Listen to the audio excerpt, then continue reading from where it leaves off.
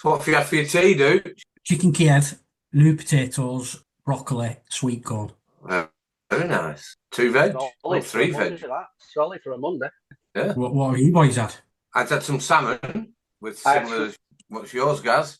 I had some, quarter chicken, sort of chopped with stir-fried veg and rice. Nice one. We're all doing really well. We'll go to Joe Martin to see what he.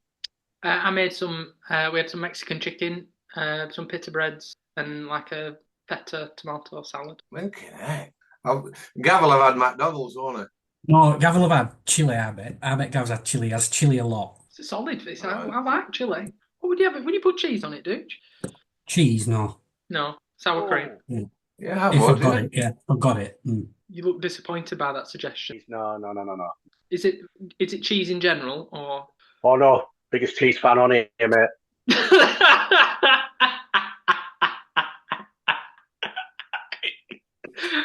Just not with chili. No, that ruins cheese, mate. Ruins cheese. Yeah, just have to have it straight, don't you?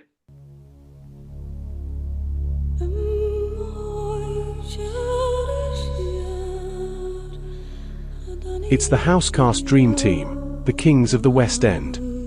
From Higgy to Blaise, their legacy won't end. Stan wanted more than 50 years, but it's not up to him. So who's in your team? Who is out? Who is in?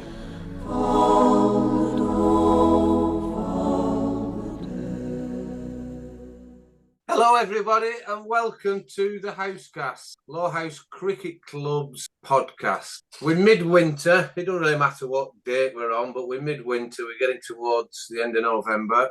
And the five of us have come up with a plan to pick who we feel is the best Lowerhouse side, not of all time, going back the last 50 years. So they must have played in the last 50 years. So that's the topic for the next couple of podcasts. So without further ado, we'll just go around the team who are going to be carrying out this task. First of all, Gav. Welcome, Gav, albeit you're 20 minutes late. Sorry about that, Jeremy. How are we all? You're all right? Yeah, we're good, thanks. We've just had a real catch-up all about our tea and what we've been up to whilst you've been taking forever to get out your pit. What have you had for your tea, Gav? Lasagna. Oh, yes, very solid. A sweepstake, and everyone said you'd had chili. Half and half. Got whack a good chili, but no, it was lasagna. So All right. Bang on. That's good. Everything all right, Gav? Yeah, really good, mate. Thank you. Good. So that's host number 2, or vote number 2, let's call it, for the team. Vote number 3 is Joe Martin. Hi, Jeremy. Are you okay? Yeah, fine, thanks. My screen went off then, that's why. Yeah, I did see that. Oh, very funny. Sorry, how's it going, Joe? Joe, I see you're in the Joe Martin suite. I am. Is it what? Is it cold? No, it's warm. The radiator's on. I think it's just making sure the pipes don't freeze up. I don't think you need full heating on to make the pipes not freeze up. Is there no half heating? Energy? No one there that cares about the energy? I'm not in charge of it. It's all done from the clubhouse. Why are you pointing up there? Building another That's where the clubhouse is, for the record. It's also a coincidence that they're warming the pipes just happens to be on the same night that you're in the club. That's coincidence. I've got nothing to do with it. I assume that it's due to the temperature dropping below a certain level. It comes on automatically. Wasting money. Anyway, Joe, thanks very much. Are you still out doing bits of running? There's a little bit of snow tonight, so be careful when you get out. Yeah, I'll be all right. Yeah, still out most days. That's good. Every day. That's good. So let's go to the vote number 4, Joe Beneducci. Now, you've got a significant role because you're still involved with the players, Duch. How are you going on, first of all? All right. How have you decided the running order for these voters? An important. All right. Okay. Fair enough. Reverse order. What? So let's have a little chat, Duch, about your glasses. The bonfire. How did that go? Oh, it was great. Yeah. Excellent. Great team effort from everybody involved. Really good. Good to see so many people from the club getting involved. particularly those that, live close by. It's good that people can, come down and give us a chuck up, Yeah. whether it's during the week or on the night itself. It's good. Yeah. I mean, I did liaise with Stan a few times, and he said that, the building of the bonfire went on. There were a lot of people down helping with that. And then, the night before, actually on the night, it was amazing. Some people travelled some distance as well, didn't they, do? Yeah. People put a real shift in, make a real effort. It's good to see. Yeah. Joe Martin, I believe you were doing all the photography, that, and a little bit of security and a lot of building. That must have some time. I did. I took 2 days off work, to come and help. I'm not trying to. That's what happened. I'm not trying. Facts.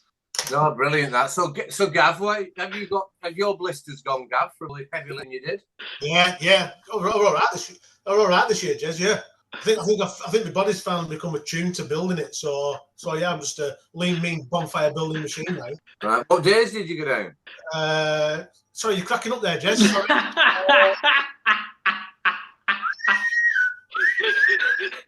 Sorry, Jez. Can you say that again? Sorry, just. I'll say it again for the listeners. Gav lives within 100 metres and didn't turn up once.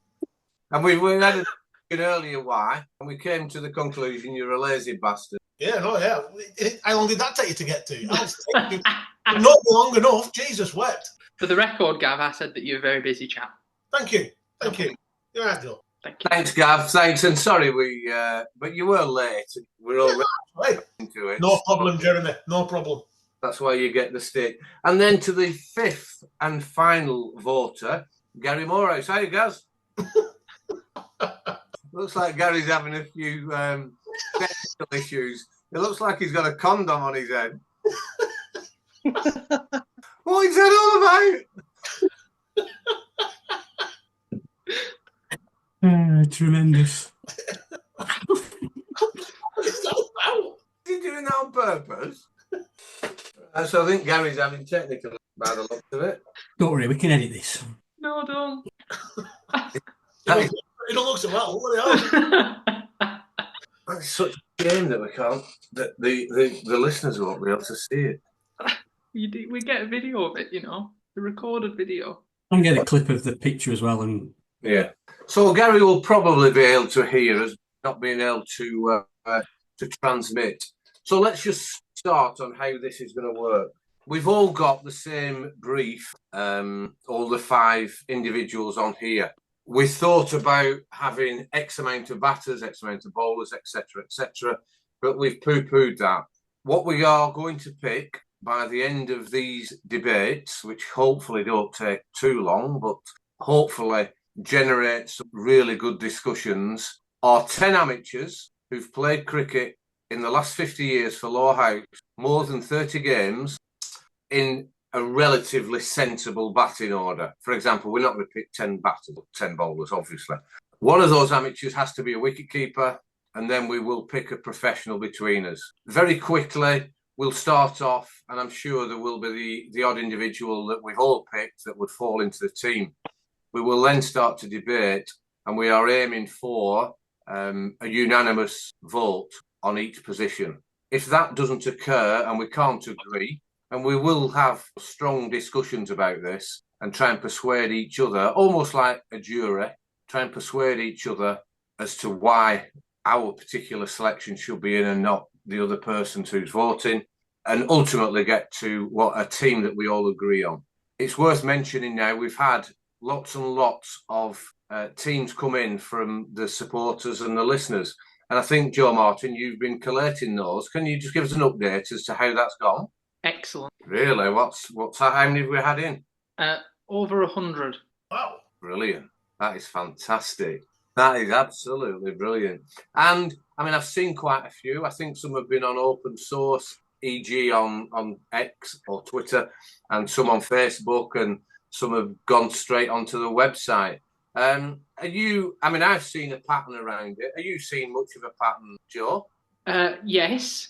I think in some cases there has been some corruption in how the teams have been put forward. Wow.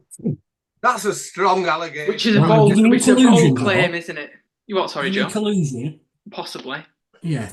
Yeah, let's go with that. Yeah, collusion. Less slanderous, that, I think, isn't it? Yeah. Yeah, I think so. Well, they haven't slandered anybody. So Not yet, anyway. So we've had the teams come in from far and wide, I think it's fair to say. Any names that we can drop in and thank them for submitting the teams? Yeah, we've had quite a few. So we've had Will Driver sent a team in, Francois sent a team in, Chicky sent a team in, Dave Gardner sent a team in. So there's been loads. All 4 of those. Elmer? He did send one in, but he only picked 10 players. Twice. Twice.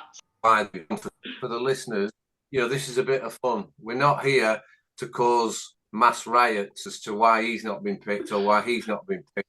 We are aware that the groundsman stroke cricket chair is not happy it beyond 50 years. But, even I'm struggling to remember much beyond 50 years. Now, Stan might be able to remember a little bit further. But those are the rules, listeners. Those are the rules. So we cannot go outside of that remit.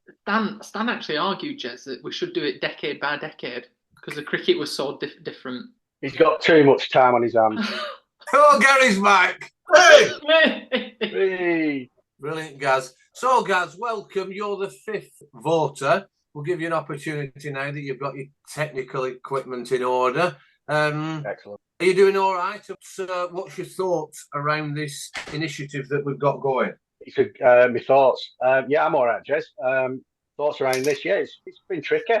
Trying to anticipate various conversations and debates we might have. All the things that you've just said about different eras, different when the league was different conditions, different rules, match rules, etc. Nobody's going to be happy, are they? Everybody will have an opinion. So yeah, looking forward to it. Yeah, it will be good. And I think it's worth mentioning now as well. We did think about, whether we set criteria for it's got to be talent based or it's got to be loyalty based or, it's just got to be who's my friend, I'm going to pick him type of thing. And we've not set anything. We've just left it to the individuals who are on this call, the 5 of us. So our ultimate aim, if we manage this, I'm not really sure. But what we're aiming to do is having maybe 2 or 3 episodes where we discuss the team and we get to a final 11.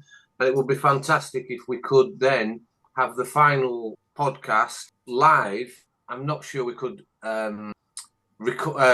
what's the word? Not record. We could air it live because of some inappropriate language by the group. But we'd like to do it maybe down at the cricket club if we could manage it on the Christmas drink or at another time and invite a few people to come and listen. But that's a way off yet. So let's wait and see. So let's go through and have a look at opening bats or batters who would be batting in the top 4 who could open, but maybe who's opened all the career, but we can't leave them out, so they're batting in a 4.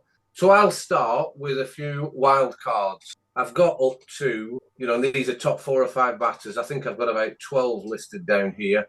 A few wild cards I'll throw out there. So I want to encourage the other voters to come back with further ones. These are not particularly people I'm going to vote for, but Stephen G, an outstanding player, obviously could bowl as well, went on proing elsewhere. He's one I've looked at and I'm considering. And then you've got Johnny Whitehead, and Stan and Nicky. So Joe Martin, can you throw any of your considerations out as well?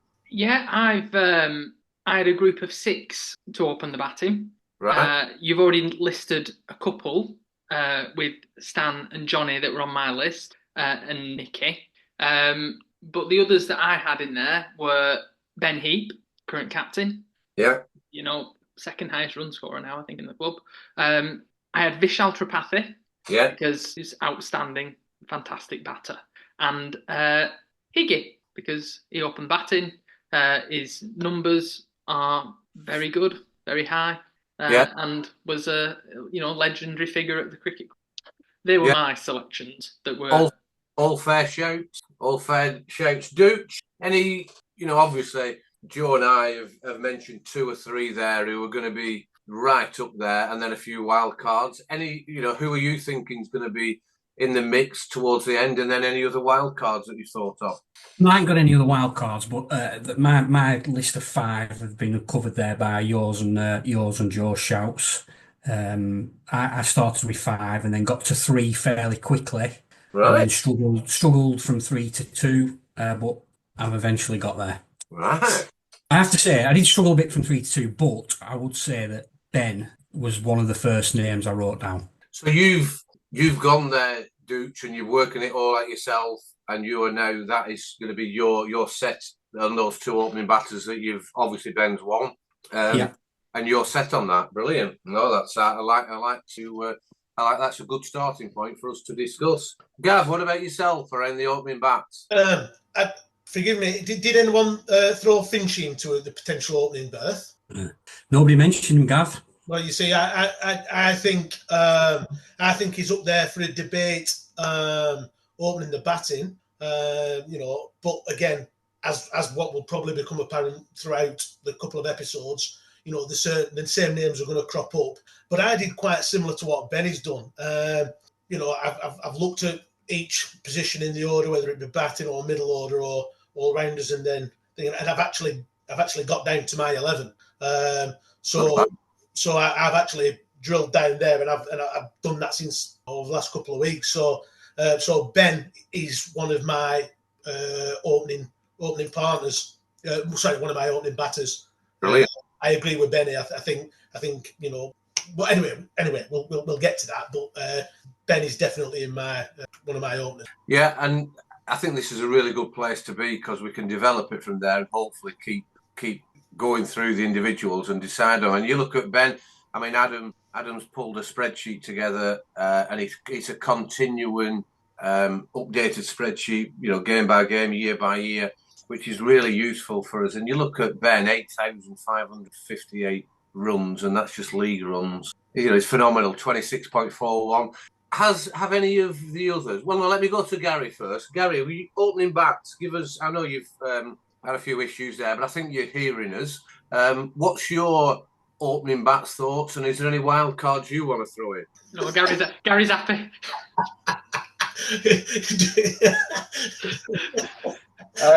Bit like you, Jez. I had Steve G in the mix. Right. Okay. Johnny, Vishal, Iggy, Stan, Ben, of course. So yeah, I don't think anything different to what you guys have already thrown in. Right. So that's. Did we mention Stan, Jez? Yeah. Yes. Mentioned. Yeah. Yeah, I thought you did.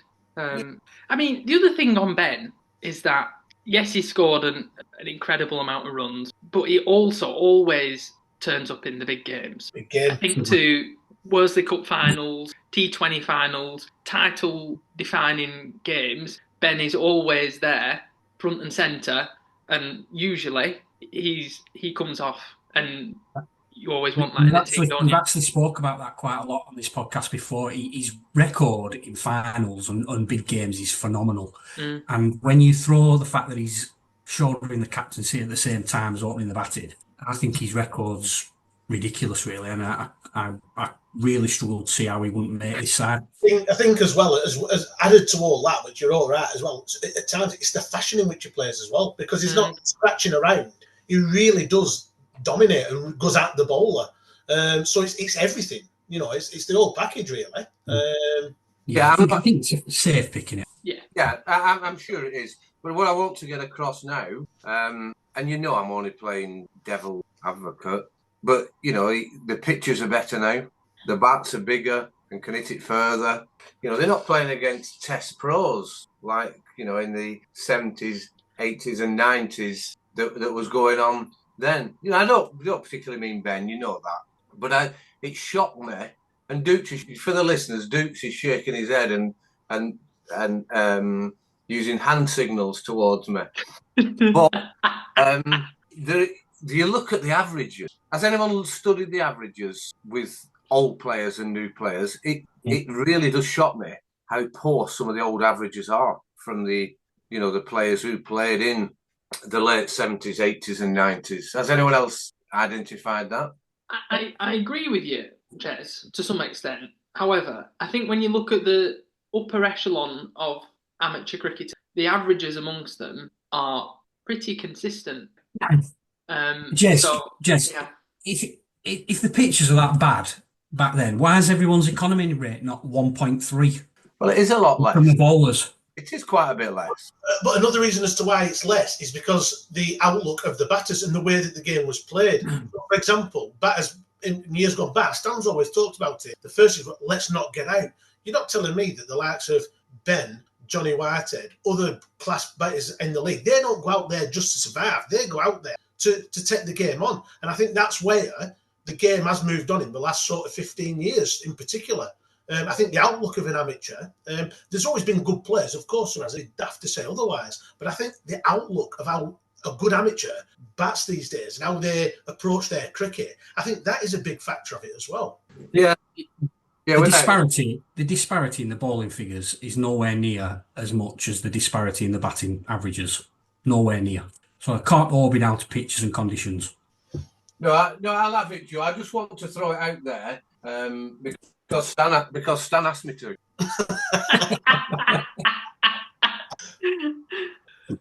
I think we can all agree that Ben is going to be in the team. Is there anyone that would disagree? No. I don't disagree. No. Right. Well, I can, if Gary's still struggling to get back in, can someone just message him on the Housecast and say, does he agree that Ben's in? Please. Sure. Yeah, I'll let you know what he says. Right, thank you. So let's move on to the other one, the other opening bat. Now, bear in mind, chaps, we can have maybe 3 or 4 who've opened the batting all the careers, but we feel that they've got to get into the side to the detriment of a normal number 3 or number 4. So always bear that in mind. So my next choice, let me say, I would unfortunately, I would kick Phil out of my list of 8. I would kick Vishal out of it. And I think Phil, because you're looking at the average, he's less than 15. And I know Phil can bat at 3 or 4, and we can look at that.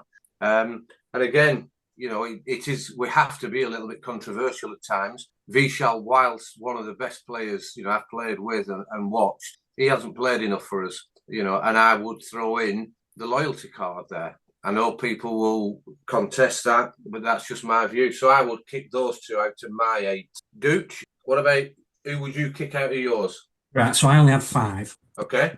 The outlier there was Finchy. He wasn't one of my 5, but I'm gonna mention him later down. So my 5 was Ben, Stan, Johnny, Nicky, and Vishal.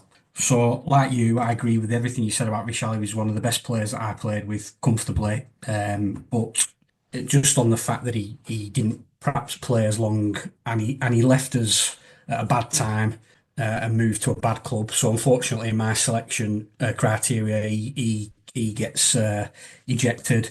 The next one to miss out, and this is unfortunate, is Nicky. Nicky's one of my favourite ever Lowerhouse players. He was captain when I made my debut. That day got 78 not out against James Anderson at Burnley, and that was a day I'll never forget for obvious reasons. But he doesn't miss out. So that leaves a straight shootout between Johnny and Stan. When we started thinking about this, I was picking Stan, but now I'm picking Johnny. Right. Do you want me to say why, or do you want to? Yeah. Whilst you're on a roll, get us told. Right. So I take what you're saying about wickets and eras and everything else, but to me, it's unquantifiable. That you can't really measure how much of a difference that makes.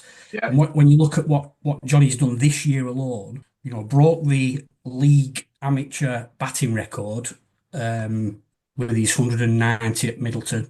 He got a ton against Rochdale. That's 2 tons he's had this year. Stan didn't get a century in his career.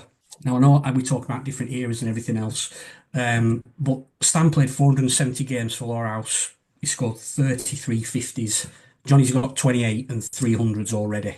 I don't think in the modern era, like Gav said about modern cricket and now it's changed, Stan might have been produced into a completely different player than he was, but Stan does not fit into my team from a batting style point of view. I accept he was fantastic for the club and all that, but to me, he doesn't make it his 3rd opener out of 2, so he misses out. Johnny and Ben are my opening partnership. Right. So we've gone from everything going hunky-dory with all picking Ben to the issues that we've got now. Gav, your thoughts on what was said then? Yeah. happy to go down the way that we're talking about it, and the people who we had in what have you. Be interesting to see what Benny's team is. I think we could be quite similar. Again, we all had similar groups of openers, didn't we? I threw Finchy in. But Finchy is going to still be in my team, or he is in my team, but not necessarily up top. I had Nicky in my top, but again, it doesn't quite make the 11. And again, as Joe said, it was a straight shootout between Stan and Johnny. And this was one of a few difficult ones. And I was sort of looking at the records, and again, you're sort of thinking about, Stan's played at the club throughout, and Johnny has been proing and he's been here, there, and everywhere. But you just look at what Johnny has done this year, like Joe's very, very well, just pointed out there. It's difficult to not have him in that team for what he's done. So I thought, well, let's look about different eras and balance of a team. And again, I love watching, this current team and how they go about it and how they play the cricket. And I think, well, do we all want shot makers? Or, if we had Stan up top, not that he's going to hang around or whatever, he can play shots, but would he be the glue that holds the top six together? So that, I was thinking, is that a plus point for Stan? But the more I thought about it, Johnny Whitehead has to be in that team. He just has to be. Because of the way, like Joe said, the way he plays and what he's achieved. And you look back at the two careers together, if Johnny plays, a decent amount of time for Lowerhouse, you dread to think what he could achieve and what those figures could be. So I think Joe reasoned it very well. And that was my opening partnership, Ben and Johnny. Okay, well, good point from both of you. Joe Martin. When you look at Stan's record, if he'd have played more games, I know he played over 400 games, but if he hadn't been in the police and missed large swathes of the season, he would have been easily a 10,000 runner. But his record is great anyway. I don't think you can't not pick Johnny Whitehead. He is probably the best batter, naturally gifted batter that I've played with.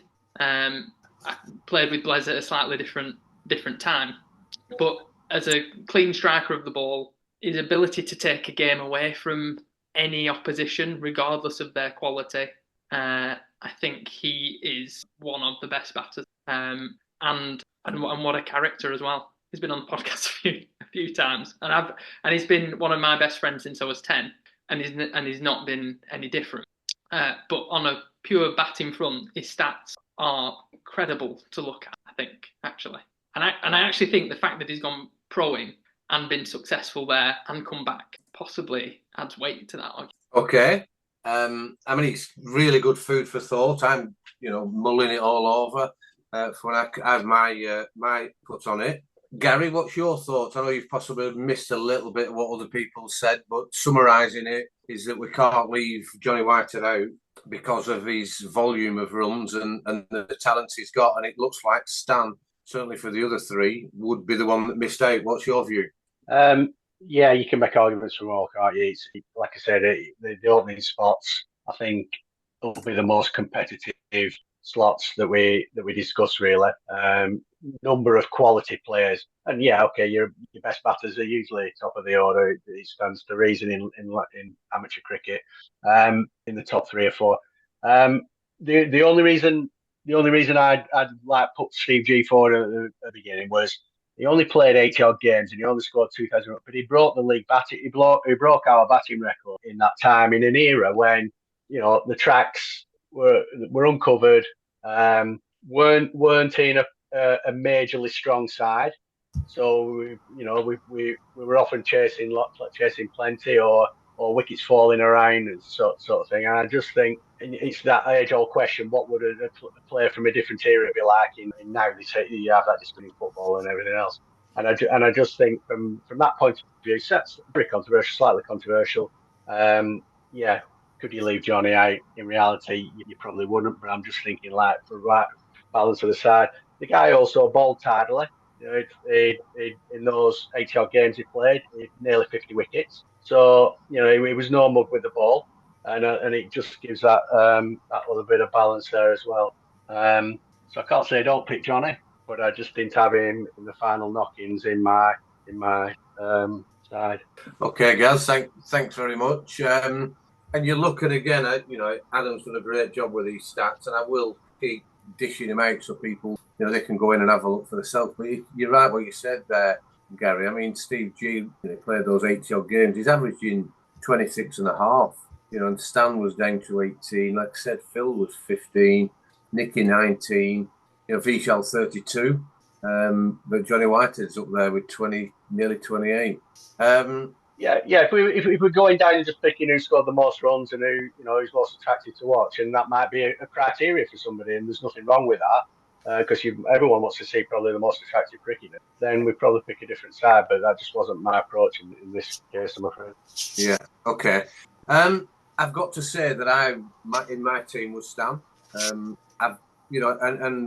My rationale for that was, it was extremely committed, worked very hard, was a real talent, early in his career. I didn't see much of him then, but he could, a really good attacking type of player.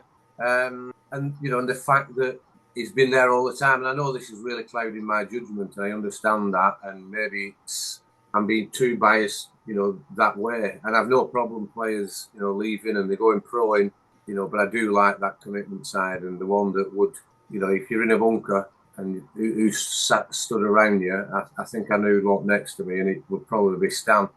Johnny he'd be probably trying to chase some pigeons around or something, or do something daft. So I think the best way we can, and then I'm thinking, we can't squeeze Stan in anywhere else. We have to be realistic. He's an opener, he's nothing. But could we squeeze Ben or Johnny in at 3 and 4 so Stan gets in there? So what we will do for the time being is leave that second opening spot open. So Ben's in. The number 2 will be left open, and it's been trimmed down to Johnny Whitehead, Steve G, and Stan. And we can come back to that once we've looked at the next maybe 3 or 4 batters. So I will go on for my options of 3, 4, and 5, who have got to be genuine batters. So my first one, who's got to be batting at 3 or 4, depending on the lineup that we do, is Blaise. I'll quickly go around the room. Is anyone going to disagree that Blaise shouldn't be in that 3, 4, or 5? I had him at number 3. Okay. Yeah, I had him at 4. Okay. Dukes, you're happy with that? I'm sure you are. Absolutely, yeah. No issues whatsoever. He's got, as we were just talking about 50s and 100s there, he's got more than them 3 put together in both categories. Yeah. And then bad tracks that they played on didn't seem to bother him. Yeah, but he slogged it then. Do you think we've talked about Blaise enough on this podcast? I mean, he's Lowerhouse's greatest batsman, if not player, right? And his career has gone from the 80s and still playing now, and still, still supporting the team and still producing, still contributes to the team. I think the quantity of runs that he scored is incredible across lots of different eras, and to still stay relevant as a cricketer, I think it's remarkable. Especially because we play at a reasonable level. It's not it's not a game that we just happen to play.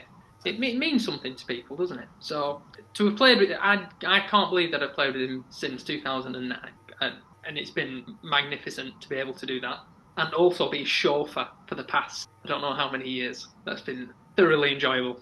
Well, you're better off being his chauffeur than him being your chauffeur.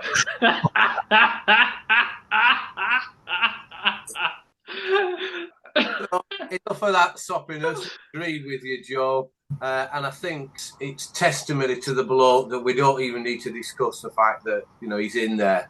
Yeah. Whether it's it could only be 3 or 4. You can't bring down at 5. So Blaise is definitely in.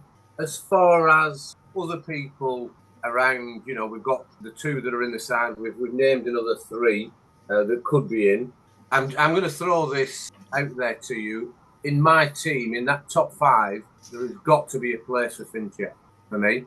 There's got to be, and my reasoning behind that is the ability he's got as an all-round cricketer, not just the batting or the bowling, the way he thinks about the game, his fielding.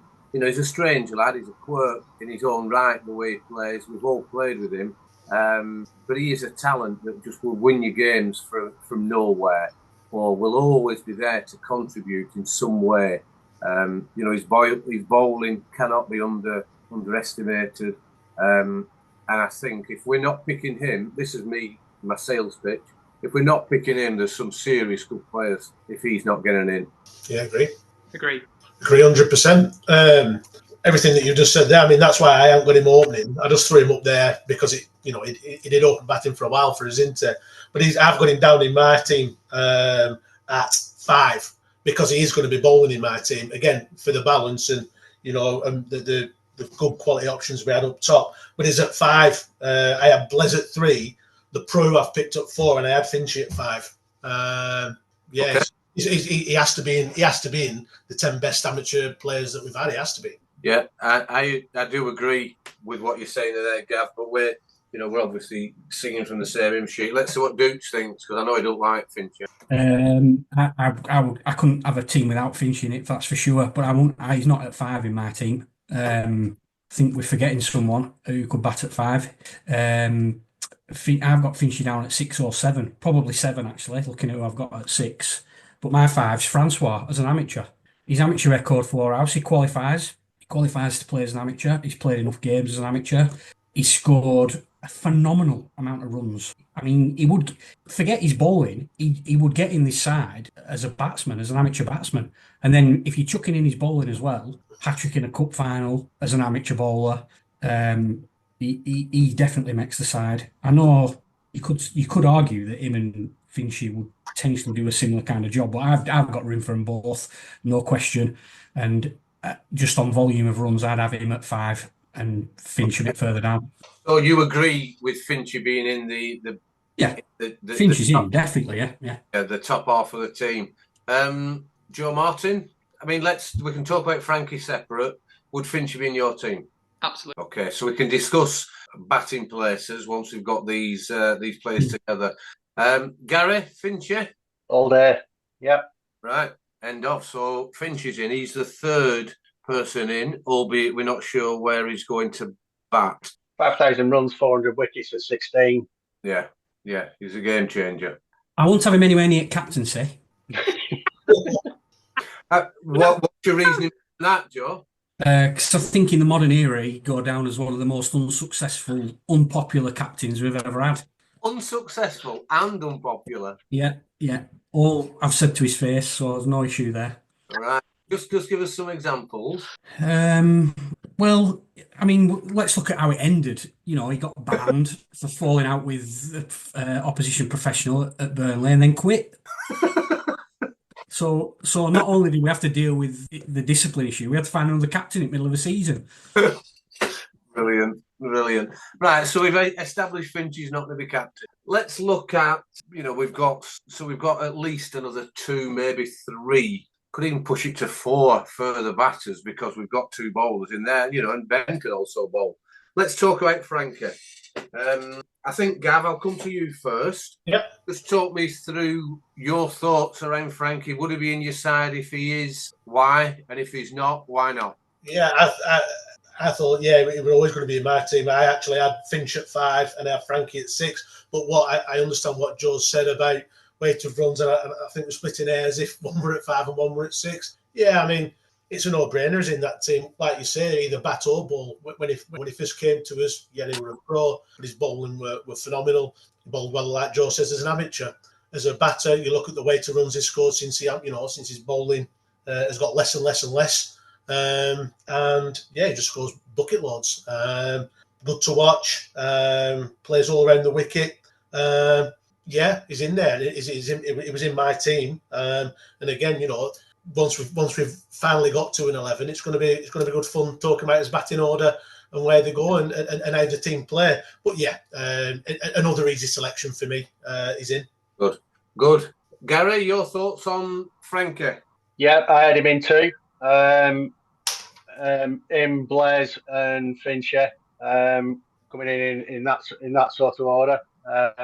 Only really from why would you not have Blaise with 17,000 runs batting as I, if he's not going to open batting at 3. It's a good shout. You could toss it up. I just think Francois probably wouldn't. I don't know. You guys played with him. I haven't. I've seen Blaise go through the gears and really, taking innings away at the end. And I just think doing that and batting with what obviously wouldn't be a weak team, but batting through with Laura, I just think that'd be better. So yeah, Frankie in. Whether you like you say you bowl him or not. Thinking he's an amateur. Joe made a perfect point about his status. He's right to be. No, I agree with that, Gary. But I'll come on to that. Dooch, anything to add over and above what you mentioned when you were discussing Finch here and that position? Yeah, he's played 6 full seasons for us as an amateur, as Frankie. Well, I say full seasons. There are a couple in there where he only played 14 and 13 games, but in 6 seasons since 2018, 600s in the last 6 seasons. Yeah, there'll not be many in the league who can live with that. No. That's my point, Joe, about him batting longer through the innings. I think just being up there. Yeah, very good player, and like I say, he's bowling as well, so I wouldn't have any problem with that. So then my view, it's funny really with Frankie when he came for that and he pro'd for 3 years. It was a bit of a strange call initially when knew him. He came into the side. I'd obviously finished, but we're watching a lot, and I found him an incredible cricketer. How he could change a game. And he was, we say a real intelligent player, a real thinking cricketer. But then you chat to him afterwards, and I'm not sure if he is a real thinking cricketer. But I remember watching him, and he would come on. This was when he was a pro. He would come on to bowl in a really significant part of the game for just 2 or 3 overs, and would just stop their pro from scoring or dominate the game, which upset their rhythm, whether it was a partnership or an individual, and it had changed the game. And I really admired him and respected that from back, as a pro, and you won the league with him. And then I look at him now, and he's such a character in the way he plays, and he clearly is struggling to bowl now, because of what he's done in his career. Maybe an age thing and a fitness thing, so he hardly ever bowls, certainly the last couple of years. And yet he's completely changed it with his batting now, how he dominates games with the bat for the first team in the last couple of years. When we look to be in a bit of trouble, or even over a period of 2 or 3 games, Northern away or somewhere where it's looking difficult and we've not played that well, he all of a sudden just grinds out to either a 30 or gets to 30 and 40, and then you can see he's going to get 100. And, and for those reasons, I can't leave him out either. So that's the 4th definite that's in. Oh, hold on. Oh. I haven't picked him as an amateur. Oh, I thought I came to you earlier. No.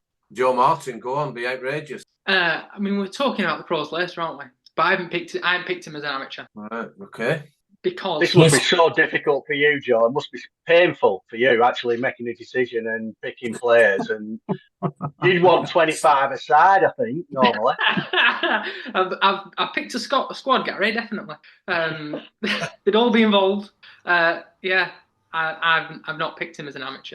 Well, I think we know what you're saying, Joe. You might as well say it. I think he had an incredible impact on the club as a professional. I think he probably changed the course of it, actually. After we won the league in 2005, we didn't win anything until 2011. And he brought a culture to the club over those 3 years and the years after that was a real winning mentality. His impact on making cricketers better certainly did for me, and he did that for Paddy as well. The fact that as a pro, he won everything that you can win, and was an outstanding performer too, has meant that I picked him as my pro. There were other professionals that I could include in that, but Francois, just his impact on that team at that point, he was the right man at the right time. and I think it's immeasurable. Actually, you're a bit emotional tonight, Joe. Francois, I say this to Francois a lot. He's genuinely one of the most inspiring people I've ever met. He inspires me now when I go and sit at when I was at his house on Saturday and I watched Gladiator with him, and my brother and his wife were there as well. But he's a very inspiring chap. Your brother's got married? No, Francois's wife. All right. Yeah, I know what you're saying. But I feel, and maybe us four are maybe cheating the system a little bit we're trying to get him in and a quality pro. Yeah, 100%. But that's allowed within the it's absolutely allowed. I'm not gonna. I don't think you're cheating. I think it's fair. I'm just looking at the pros I've played with and the ones that I've seen, because that's only what I can measure things on. Yeah. Right. Okay. So can I just say, Jez, before you move off that topic, that view about Francois Pro is also backed up by a very well-respected judge who I was talking to last weekend. Charles Cotton would also go down that route. And think about all the pros he's played with and captained. Yeah. His view echoed what Joe was saying there about impact and everything else. So it is maybe something that we will leave. I will just pencil him in, because it could be that Joe Martin persuades us four to squeeze another amateur in and leave him as pro at the end of this. I know Gav's shaking his head thinking not in a million years, but let's just, it's a democratic process this. So let's pencil him in and then see who else that we could move around. So I personally think we need one more batter at least. So I will just throw it out there, and we're talking now between 4, 5, 6, maybe 7. I'll just throw some names out there: Charlie Cotton, Hassan Khan, Pankaj Tripathi. Obviously, we've got Frankie in there. Wicket keepers. Let's start to get that into our minds as well, because a wicket keeper could squeeze in, whether that's Higgy or Joe Martin or Scotty, Chippy. Let's start getting those in our minds. Anyone else's thoughts on that higher middle order spots? Maybe 2 spots. Yeah, this was the way I went about it. Is I just thought I selected my captain, and it were a no-brainer for me, really. But whilst I've been listening and whilst this has been going on, I've thought perhaps do we pick 11? Do we pick 11? And then because of the characters that are going to be in that team, a lot of them have captained anyway. Do we then just pick a captain from that? Whereas when I was on my own doing it, I picked a captain because that was one of the facets of the bloke who I picked, who would be in my 11. And I would have who we've named so far in my team. The next person who I've got and I bat at 7 would be Charlie Cotton, and he'd be my captain, because of you can look and think, well, there's been other players might jump out at your batsman's eyes, but you actually look at Charlie's record and you look at the runs. He's just shy of 6,000 runs. He's sixth in his he's sixth in the list. He's played some huge innings over the years in some massive games. He's captained successful teams, captained by example, captained some strong people. Watching that team when he was captain, they'd gone through a brick wall for him. Yeah. The best amateur fielder I've ever seen at the club. Absolutely unbelievable. And a hell of a player to boot. So that's who I had, genuinely, at number 7. Lad can play as well. But because of all those strings to his bow, he was my captain and he was at number 7. Okay. Dooch, what's your thoughts on that? Was Charlie in your team? I absolutely hate saying this, but I'm fully with Gav on this one. Charlie would be in my team. Most successful captain the club's ever had. Longevity, fantastic fielder, still now at the age of 44, a ridiculous fielder.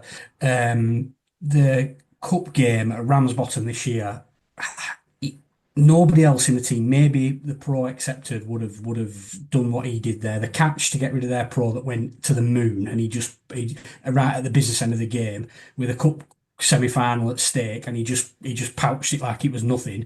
And then the last ball of the game, or the penultimate ball of the game, they need 2 to win, and they take two to him, and he throws it right over the stumps for a run out. We win the game. I mean, talk about clutch.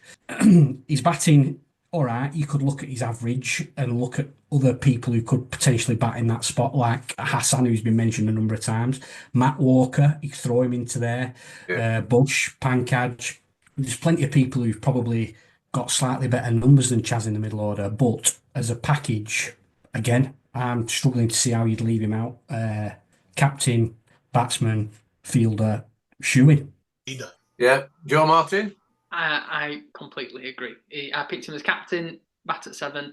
Again, similar to Ben in those really big games, he always shows up. The 2018 Cup Final, when he batted with Mark Cosgrove for a long period of time and got man of the match as the game, was outstanding. Unbelievable fielder, as everybody said. He reminds me a bit of like Action Man, like all action, and can kind of do anything. Does he have a scar on his cheek? And he's always in combat, so you can't see him. I think he's a definite for me, and I've picked him as captain as well because we won everything: Worsley Cup, league title, double, T20. Yeah, magnificent. Gary, any views over and above what they've said? Well, I'll throw another name in, who was there for slightly different reasons. Again, it's probably a little bit controversial because he didn't play many games, but a quality cricketer and a left-hand bat. Everyone we've gone for so far has been right-hand. This guy bat and bowl, did mini double, 500 wickets, 50 wickets, 500 runs in a season. Played minor counties, played for Lancashire Second. Good pedigree cricketer. We'd obviously only saw him for a couple of seasons in 3 seasons or something at Lowerhouse. So again, sort of loses out on the argument of longevity and overall contribution. But John Hartley, I'd have, he could hit a big ball. He could, really turn a game in a few overs in that middle order. And that would just be another name that kept coming back to me about just having that balanced side, like I say, left-hand bat, sharpish bowler. That was just another one. I can't add anything to what you guys have said about Charlie. Absolutely not. Yeah, I agree with, and you could throw Bush into that as well, into that sort of, position within the side. But you're right what you say about the left-hander. It's a good option, Gary. And I think, we move on. We could have a full team of all-rounders, really. But so be it. Would anyone? So we've got 3 votes for Charlie. I've got to say he was in my side. So Gary, would you leave Charlie in, or would you want to wait until we discuss the rest of the batters? We're getting fairly low down now, aren't we, down the order? So talking about specific batters, but I mean, I can't go against Charlie. Okay. So we've got 5 definites, and that doesn't include an opener and Fincher. It does include Fincher. So we need another opener if it's not going to be Fincher. So that would be 6 batters. Do we discuss? I think what we'll do, because it's rolling on now, it's 9:20. I think we discuss wicketkeeper, and then we try and make a decision on the extra batter. The extra opener, whether I think it's between Steve G, Stan, and Johnny. And if we do decide on Steve G or Stan, and then we look at Johnny coming in at 4, 5, or 6. So wicket keepers, I'll start on this. We've got the absolute legend that is Brian Higgin. Broke a lot of records, played in an era. I know Dooch won't have it. He'll just keep screaming and shouting that it's all the same. But he was in a poor side, carried them for a lot. If you listen to what Stan says, and got a lot of runs. I've got to say, for my tuppence is that I don't think he was as good a wicketkeeper as the 3 others I've got on my list. And that's Joe Martin. I know it's difficult to talk about that, Joe, whilst you're on here. Chris Scott or Chipper.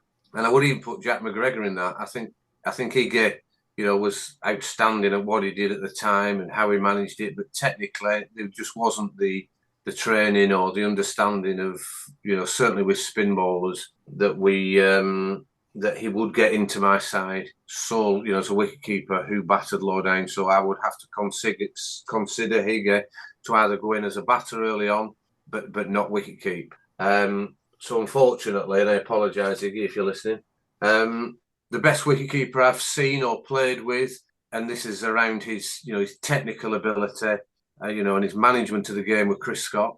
He was just, the way he could pick the ball up, his attitude, and he had this aura about him, where he was always in the game.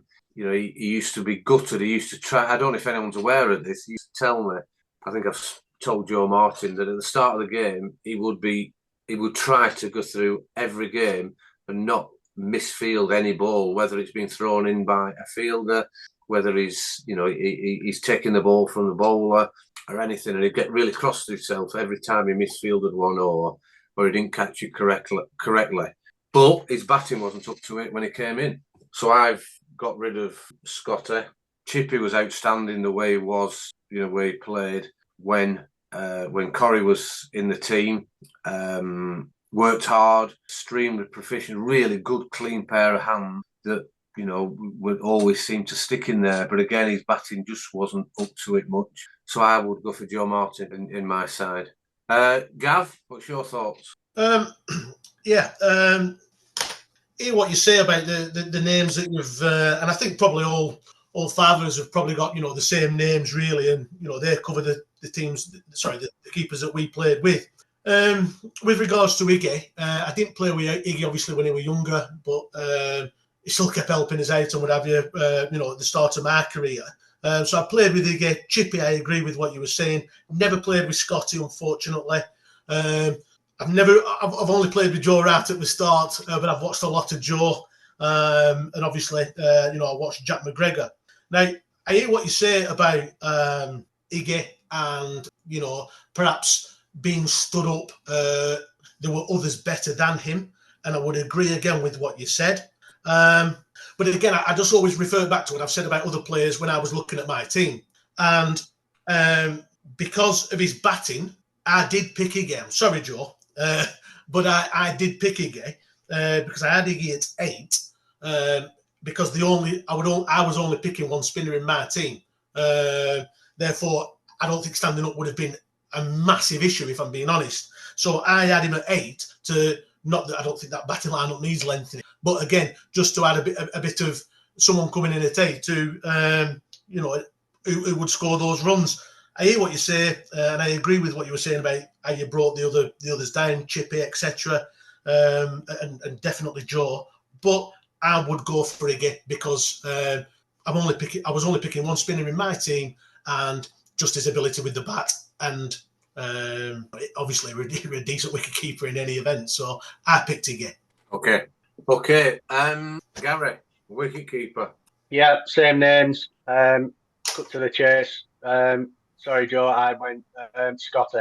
Purely not seen anybody play cricket. You just knew, like you said, everything we carried about him. You knew he was professional standard. He was just about. And you talk about standing up, only picking one spinner, Gav. He just stood up to. We won't pick a bowler today who he couldn't stand up to. Yeah. Seriously, and he'd have got an extra 10, 15 wickets a season, even if they weren't stumpings or caught me out or whatever, by the fact that he was just there. He would have stifled runs. I saw him do it. It was amazing. Yeah, Jez, you're right. The one weakness was his batting, albeit again, and throw it in there, just another left-hander. But yeah, he's averaging sort of single figures, so he's not going to sort of add anything in like the top 8 or 9, is it? But from a pure wicket keeping purist sort of view on that, I won't be Scotty. Okay, Gary, thank you. Well, this is going to be an interesting debate then. Dooch. Probably the one I struggle with the most. Again, same names. I loved watching McGregor keep. I thought stood up to the likes of Finchy and Matt Hope back then, and probably even Johnny Russell at various stages of games. He was brilliant to watch. Probably the best out-and-out wicketkeeper that I played with. I only played with Scotty a very, very few times when I first got into the second 11, and I can't remember. I've obviously heard lots of people talk about him. Chippy, wonderful character. Great to have him back in and around the place recently. Again, excellent wicketkeeper. Joe Martin, watched him stand up to Joe plenty of times in tight games. But I went for Iggy as well. And what swung it for Higgy for me was, if you look at if we're batting this wicketkeeper at number 8, all respect to Joe, what's Joe's role going to be batting at number 8 in that side? It probably doesn't suit his style of play at all to bat at number 8, whereas Higgy would probably slot right into that number 8 spot perfectly. So yeah, I take what you're saying about standing up, and if I were picking just a glove man, it would probably be Jack. But if we're picking someone to come in at number 8 in that side, I'm going for Brian. Okay, so we've got 2 votes for Brian Higgin, 1 vote for Chris Scott, and 1 vote for Joe Martin. I know it's very difficult, Joe Martin. Just give us your views as a wicketkeeper as to who you would pick and why. There were only 2 names, because one, I only actually saw one wicketkeeper. One that I can actually remember wicket-keeping. And the other one was on quantity. So it was between Higgy and Jack McGregor. Jack McGregor is by far and away the best wicketkeeper I've seen. As an actual wicketkeeper, unbelievable. By far and away the best keeper. And Higgy, for the kind of weight of runs, and he holds the club record for the most number of victims. Based on my team, I actually picked Jack, because I didn't think I needed a batter for the team that I'd picked, because I picked another batter who also bowled. So I thought, if I got a wicketkeeper that can make the difference, if he can stand up to anything, then that would be desirable. So I picked Jack. Okay, so we're real loggerheads there. We've got 4 different wicketkeepers, and we've got a vote. There's 2 voting for Higgy, and then one of us for the other 3. This is awkward because he's sat here, but I don't care. I don't think you can. For what Joe, I'm just trying to persuade one of you to move across, and I know you won't do it, Joe Martin, but I just think for what Joe brings, for commitment, for longevity, for games, play the reliability, and also the batting. Could I not, Gav or Gary or Dooch, could I not try and justify that we've got to get him in there? And if we need someone to go out there and open batting and bat for 30 overs and get 40, then we've got him. Can I persuade either of you to reconsider? I think for me, I think Joe made a valid point. And again, when you're picking your sides, it's frustrated me over the years how Joe's always at number 11, and he's got 100, for God's sake. The boy can play, but I thought what Joe said was right about with that top 6 or 7. We're going to want someone to come in at 8, and Joe, even in form, is not going to come in and start going bang bang bang bang and start teeing off. Wicket keeping, I absolutely agree. At times, he'll take catches and the stuff that make you stand up and clap. Absolutely brilliant. Love the boy to pieces. Like we do with all Chippy and Jack and people like that. You can only pick one, and I think purely based on balance of team. That's all mine is, on balance of team. That's how I made my vote. That's who I picked. I've changed my vote to Higgy. What's brought that on? I think it'd be quite enjoyable to watch. I think it would be. I think, and he's a record holder. He should be in this team, definitely. Yeah, but he's only a record holder because you're still playing. Well, we can address this at the 60-year one. Can you be persuaded, Gary, to move at all? I'm not yet. I just think, and this is going to sound really horrible. I just think there's such a difference in the ability of some of those wicketkeepers to stood up and stood back, and it's a weakness for the side. Well, it's valid. You can't convince me yet until we've discussed the bowlers, because the 3 or 4 bowlers who I've got in my side, I just think an out keeper, and if it's not Scotty, and you think Jackie's a better bet or had a better batting, better quality batter, then that's where I'd be going at the moment, based on what I think I'm going to add to in terms of my bowling. If the bowlers are different, then fine. I think we've got a stellar batting lineup without I think It's, picking a it's a number good point, 8, that, Jez, because if we're going to need someone to pick Corey's wrong un, we could go for Chipper. Well, we'd have to go for Chippy, won't we? Because we all know Mm. that story, don't we? When Chippy used to whack him in nets. Mm. And it is something to discuss, and that's why we can't finalise the keeper now, because you're talking about the runs that Brian got and the ability. It's not in question, but we're talking about the makeup of the side. Do we need it when you look at the quality that's already there? Do we not just need an out and out, all round good wicket keeper? But that's the age-old question, and that question will be asked of people picking teams forever, because they talk about it with England, don't they? They talk about should you pick the best wicketkeeper, or should you pick someone who is more than adequate, who can then perhaps do a job at 8 or whatever. It's a very. I thought Gary was right. Let's talk about the bowling attack, because that might. But I think it's an impossible question to. You're never going to come with a definitive answer, are you? Because no. We are talking about a bloke who's got 500 victims. Yeah. It's not like we're not saying we're either picking Jack or Frank, for example, and that's no disrespect to Frank, or Charlie, or Nicky. We're not talking about part-time wicket keepers who can bat. We're talking about a guy who's got 500 victims. So I don't know. I won't have an issue picking Iggy as a wicket keeper in that side, just purely from a keeping point of view. And I think what extra that he brings with the bat and the style and everything, I'd like to see him in there, but we'll see. Okay, right, we'll see. Do we want it 25-10? Do we cut it there, or do we do one more? Yeah, I think cut it now, and then we'll do the bowlers perhaps in a different section next week. Yeah, it's just the bowlers and the pro and the one all-rounder, but I think the all-rounders into that lower middle order automatically, aren't they? I was thinking the all-rounders were going to be Johnny Hartley, Bush, it would, Genuine and Finchie, but I think we're getting those sorts of people in with Frankie. So let's leave it there. So we're, we've just spin through, Jez, who we've got then. So the definites are Ben, Blez, Finchie, and Charlie. They're all definites as amateurs. We've all agreed that Frankie will be in, but I think we're waiting on the makeup of the side as to whether he's going to be in as amateur or pro. Okay. Wicket keepers, we've unfortunately, and I can't caffle yet in this, but we can only break it down to 3 at the moment. But again, the makeup of the side maybe could dictate how we manage that going forward. Thanks, Lisa. He's not a definite, Lisa.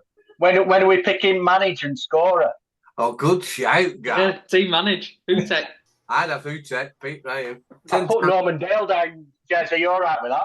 The scorer? Yeah. Yeah, as long as he brings his felt tips. You won't run him out of town again, will you? If he brings his felt tips, I will. So, anything else that we need to discuss? I think we're recording again next Monday, and we'll try and finish it then, or get it to a stage where we've only got half an hour left. Yeah. And if we can do it live, that'd be great. I guess you're not up north in the over Christmas period, Gaz? It's not decided yet. Could be. Not decided. Okay, well, if you are, then that could work out a treat. So we'll just quickly run round. It's been really enjoyable talking about it and looking at the figures that we've had. Going through the figures. Clearly, Dooch thinks it's exactly the same play now as it was in the. Don't put words in my mouth. I never said exactly the same. What I said was the difference is unquantifiable. So we'll leave that for debate. Maybe give us some comments, the listeners, through the website or on Twitter. Gav, anything before we wrap it up? No, I thought that we were always going to be good, weren't it? But I enjoyed that. Talking about the same players. I think there were some definites that were going to be in, weren't there? Let's be honest about it. But not really looking forward to next week, mate. Yeah, enjoyed it. Brilliant. Thanks, Gav. Gaz, anything before we just wrap up? No, good to be back on with you, boys. Good lad. Dooch? Not from me, Jez. Well, thank you very much for dialing in. And finally, Joe Martin, anything yourself? I can't believe you've not picked me. No, I'm only joking. I know you did, Jez. Yeah. Well, You'll be on my Christmas card list. Don't like thanks on your way out, Joe. No, I'm only joking. No, very enjoyable, and we're going to have an excellent team by the end of it. Brilliant. Thanks very much. I can see the title of this podcast. I can't believe you didn't pick me. Everyone, thanks very much for listening. This is likely to come out before the second part, which would make it, I think, really, really good and wet people's whistles for the bowling end of it. So thanks everyone for listening, and we'll catch up very soon.